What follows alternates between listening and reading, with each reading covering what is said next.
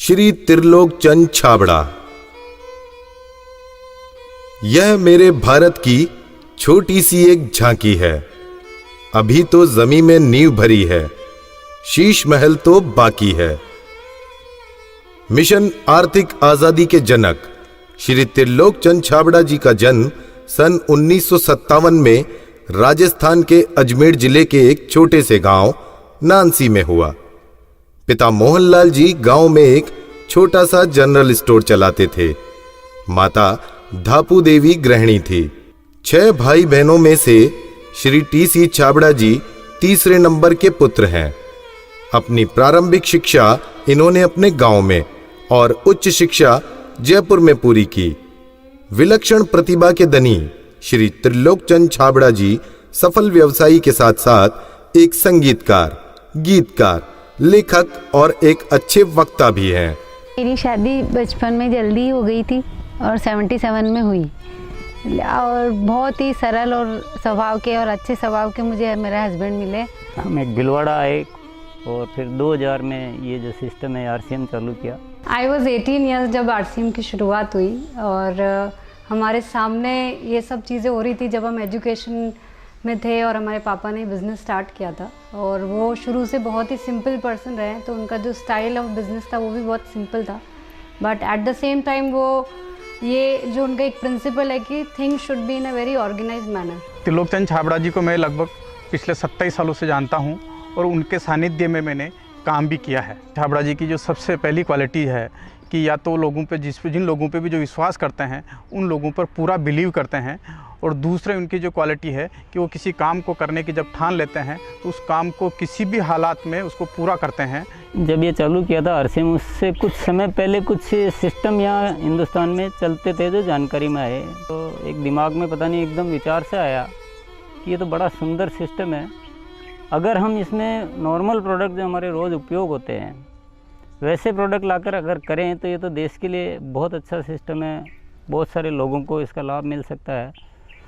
और उसके बाद एक ऐसा विचार जो अंदर पैदा हुआ तो उस विचार ने मुझे कभी रुकने ही नहीं दिया। टी.सी. छाबड़ा जी को मैं पिछले 25 सालों से जानता हूं और उनके सानिध्य में मैंने काम भी किया हुआ है।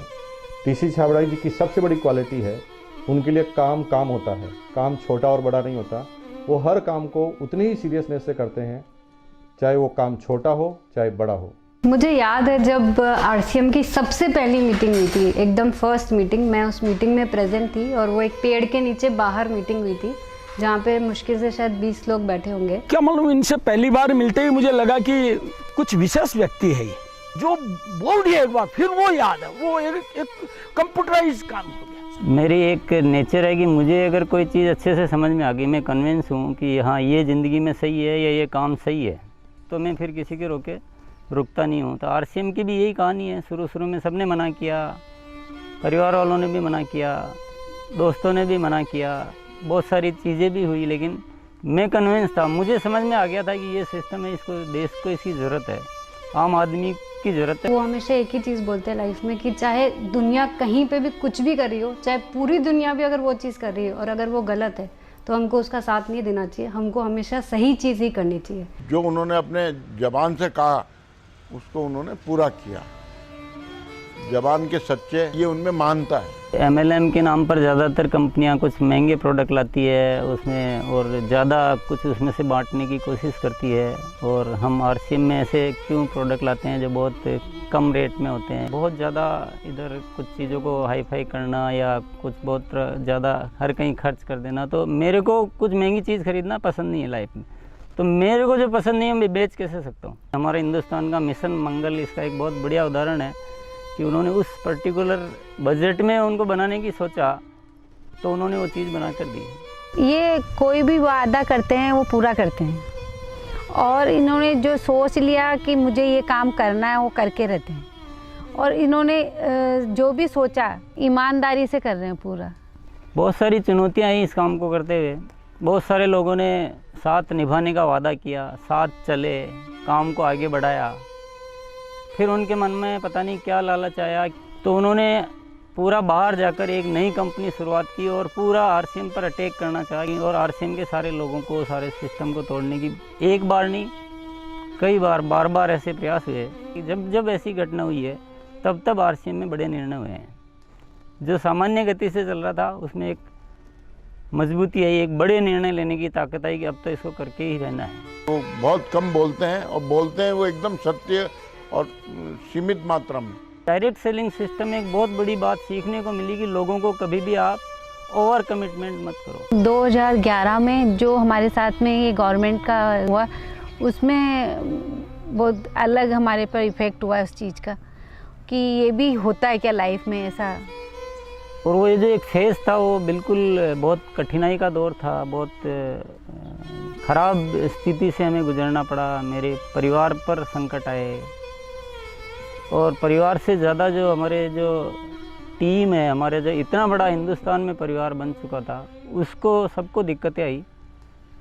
लेकिन एक मन में विश्वास था कि आखिर जो सत्य हो तो सामने आएगा। ऐसा ट्रैजिक पीरियड आया था कि पूरी दुनिया ने ही बोल सकते साथ छोड़ दिया। इनफैक्ट जो एकदम अपने बोलने के लिए होते हैं उन लोगों ने भी साथ छोड़ दिया।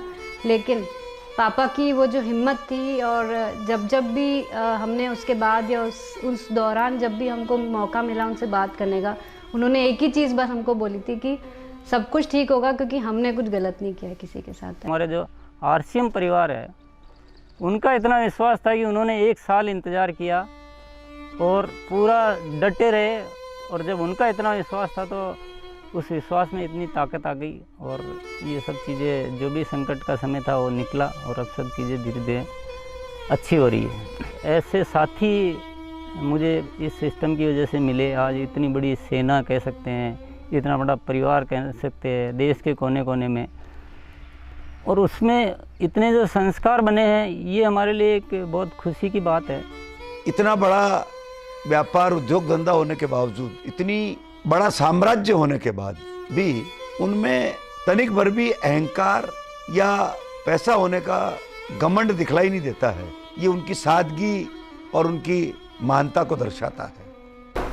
मुझे मेरे फादर इन लॉ की एक क्वालिटी सबसे अच्छी लगती है कि वो आज इतना बड़ा बिजनेस करने के बावजूद भी वो इतने डाउन टू अर्थ है कि किसी को भी विश्वास नहीं होता जब मैं उन्हें उनकी बातें, उनके किस्से सुनाती हूँ। एक छोटी सी बात ले लीजिए, अगर हम जब भी खाना खाते हैं हम डाइनिंग टेबल में बैठ के खाते हैं, पर वो आज भी प्रेफर करते हैं कि हम ज़मीन पे उनके साथ बैठ के उनके साथ भोजन करें। त्रिलोकचंद जी छाबड़ा एक व्यक्ति नहीं, आंदोलन है। उनके जीवन में उन्होंने बहुत संघर्ष तो किया ही है, लेकिन सबसे बड़ी बात उनमें है सादगी और सच्चाई।